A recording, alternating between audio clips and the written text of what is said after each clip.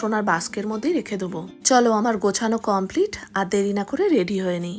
বর্মশাই আগে আমাদের মায়ের বাড়ি নামিয়ে দেবে, তারপরে দিদির বাড়ি যাবে। এই দেখো আমাদের রকিটা কেমন শুয়ে আছে দেখো, মুখে তো কিছু বলতে পারে না। ওকে দেখে এত খারাপ লাগছে, না খাচ্ছে না হাঁটাচলা করছে, সারাক্ষণ এইভাবে শুয়ে আছে।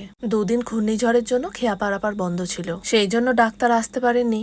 আজকে এসে ইঞ্জেকশন দিয়ে গেছেন, বলেছেন আজকে দিনটা গেলে আস্তে আস্তে তারপরে ঠিক হবে।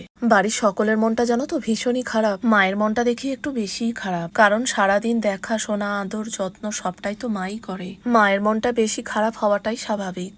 আজকে বর্মশাই দুপুরবেলা খাবে না, সেই জন্য মা সবার জন্য বানিয়েছে পনির পোলাও আর চিকেন কষা। তো ফেভারিট পেয়ে গেছিস। দারুণ করেছে মা, এটা অবশ্য ভালোই করে, তার মধ্যে আবার চিকেন করেছে।